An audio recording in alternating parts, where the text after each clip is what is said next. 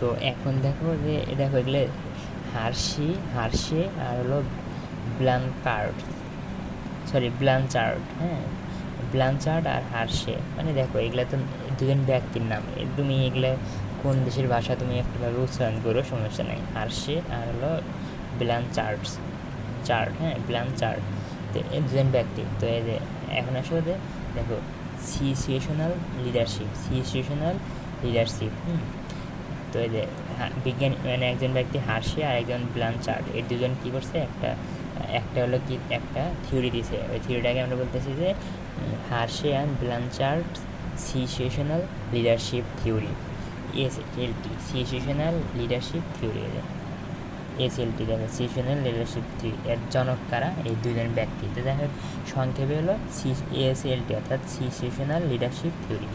Situation মানে কি, পরিস্থিতি, মানে কি পরিস্থিতি আর কি।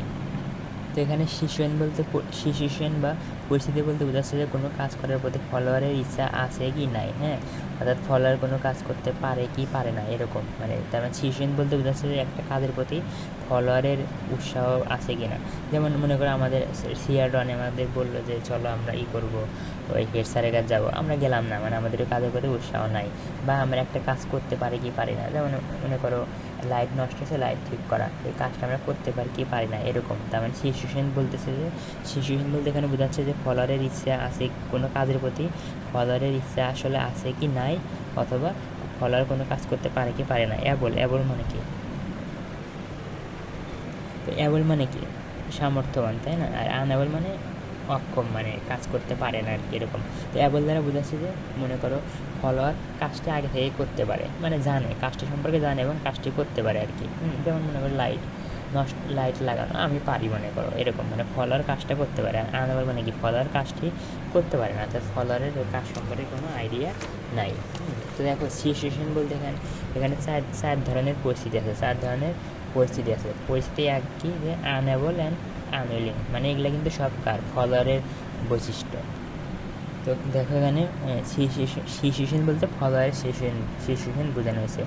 আনঅ্যাবল অ্যান্ড আনউইলিং তার মানে কি, মনে করো ফলোয়ারের কাজটি করতে পারে না এবং কি কাজটি করার প্রতি তার কোনো ইচ্ছাই নাই, এটা একটা সিচুয়েশন, মানে কাজটি সম্পর্কে কোনো আইডিয়া নাই, মানে কাজটি করতে পারে না এবং করার প্রতি তার কোনো আগ্রহী নাই। আচ্ছা, আনএবল অ্যান্ড উইলিং, হ্যাঁ, এখানে একটু বাট দিলে ভালো হতো, তো সমস্যা নেই, বাটের বদলে অ্যান দিয়েছে, আমরা ওইভাবেই পড়বো। আনএবল মানে কাজটি করতে পারে না কিন্তু সে কাজটি করতে চাচ্ছে, মানে কাজ করার প্রতি তার একটা ইচ্ছা আছে।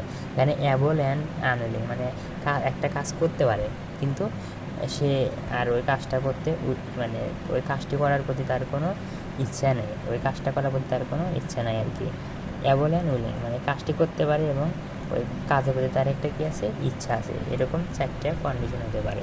তো এই যে চারটা সিচুয়েশন হতে পারে। এখন একজন লিডার হিসেবে এই চারটা সিচুয়েশনে কোন ধরনের লিডারশিপ প্রদর্শন করবে, মানে কোন ধরনের নেতৃত্ব কখন দেবো, মানে এই ক্ষেত্রে কোন ধরনের নেতৃত্ব দিব, এই ক্ষেত্রে কোন ধরনের নেতৃত্ব দিব, এটাই হলো সিচুয়েশনাল লিডারশিপ থিওরি, মানে কোন সিচুয়েশনে তুমি কোন ধরনের লিডারশিপ প্রদর্শন করবা। আচ্ছা, কোন সিচুয়েশনে একজন লিডার কোন ধরনের লিডারশিপ প্রদর্শন করবে, এটাই হলো আমার সিচুয়েশনাল লিডারশিপ থিওরি আর কি। আচ্ছা, লিডারশিপ স্টাইল মানে কি, বুঝলে? স্টাইল মানে তো আগেও বলছি, স্টাইল মানে ধরন বা পদ্ধতি, অর্থাৎ তুমি কি কোন ধরনের লিডারশিপ ফলো করবে আর কি, মানে কোন রকমের। তো এখানে দেখো ডেসক্রাইব হাবিজাবি, অর্থাৎ কি সিচুয়েশনাল লিডারশিপ ব্যাখ্যা করো। তো দেখো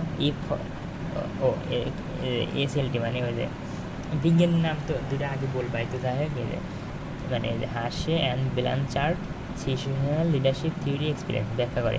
leadership style is change from situation to situation, অর্থাৎ এক পরিস্থিতি থেকে অন্য পরিস্থিতিতে কী হয়, মানে এক পরিস্থিতি থেকে আরেক পরিস্থিতিতে লিডারশিপের স্টাইল চেঞ্জ হয়। অর্থাৎ তুমি মনে করো এরকম এখন মানে এরকম এই যে অর্থাৎ এই পরিস্থিতিতে তুমি যে সিদ্ধান্ত দিবা, এই পরিস্থিতিতে কিন্তু ওই সিদ্ধান্ত দিলে হবে না, মানে সিচুয়েশন পরিবর্তন হলে তোমার কী হবে, তোমার স্টাইলও পরিবর্তন করতে হবে।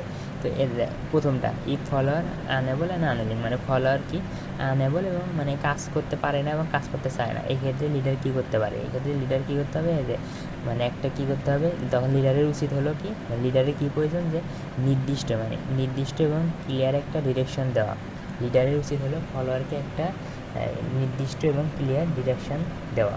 আর কন্ডিশন সিচুয়েশন 2, অর্থাৎ ফলোয়ার আর মানে ফলোয়ার কাজ করতে পারে না কিন্তু কাজ করতে চাচ্ছে আর কি, কাজের তার ইচ্ছা আছে, এই অবস্থায় লিডার কী করতে পারে, এই অবস্থায় লিডারের উচিত হলো ওই যেহেতু লোকটা কাজ করতে পারে না কিন্তু ইচ্ছা আছে, তার মানে তখন কী করবে, তার স্কিল বাড়ানোর ক্ষেত্রে সাহায্য করবে এবং কনফিডেন্স বাড়াবে, মানে কনফিডেন্স গ্রো করবে, অর্থাৎ মানে ফলোয়ারের কনফিডেন্স বৃদ্ধি করবে।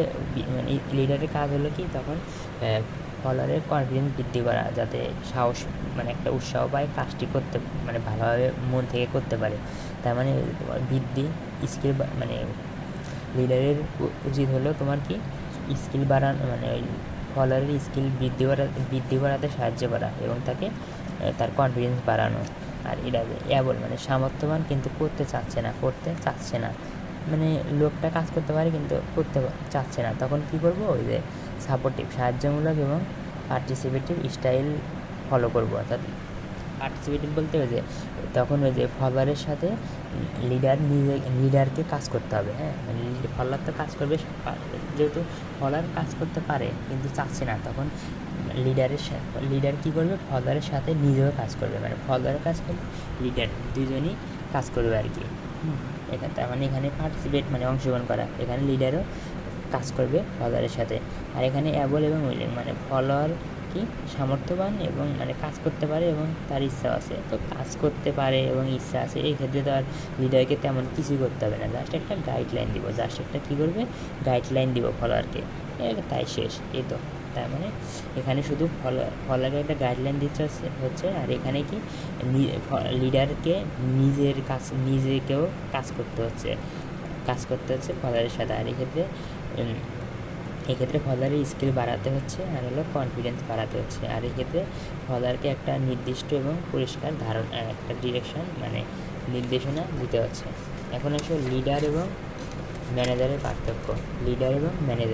তো আমরা ম্যানেজার বললেই বুঝি যে গার্মেন্টস বা এরকম ফ্যাক্টরিতে ম্যানেজার থাকে, তাই না, এরকমই কিছুটা। হ্যাঁ, তো দেখো ম্যানেজার মানে পরিচালক, ম্যানেজার মানে যে বিভিন্ন কিছু ম্যানেজ করে, মানে একটা প্রোডাকশন চলতেছে, প্রোডাকশনটা ভালো হলো না খারাপ হলো, লোকজন ঠিকমতো কাজ করলো না এরকম, মানে প্রোডাকশনটাকে ঠিক করা, মানে মেনলি মানে ম্যানেজার তো বুঝতেছো যে ইন্ডাস্ট্রিতে বা বিভিন্ন প্রতিষ্ঠানে ম্যানেজার থাকে, তো তাদের উদ্দেশ্য যাতে তাদের কোম্পানি বা ইন্ডাস্ট্রি বা তাদের প্রতিষ্ঠানের জন্য লস না হয়, সবসময় যেন লাভ করতে পারে। অর্থাৎ লোকজন যে মনে করো শার্ট প্যান্ট বানাচ্ছে, ম্যানেজারের দায়িত্ব হলো শার্ট প্যান্ট যেন ঠিকঠাক মতো বানায় কর্মচারীরা, যাতে মানে তাদের গার্মেন্টস বা তাদের ইন্ডাস্ট্রি যেন ক্ষতি না হয়, টাকা যেন লস হয় না। মেন উদ্দেশ্য কিন্তু তাদের টাকা অর্জন বা প্রফিট অর্থাৎ লাভ।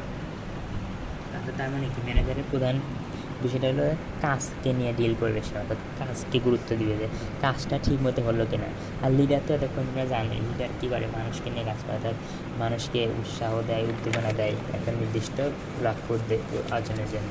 তো যাই হোক, এই যে লিডার এবং ম্যানেজারের পার্থক্য, এটা কিন্তু পরীক্ষায় ইম্পর্টেন্ট আর কি।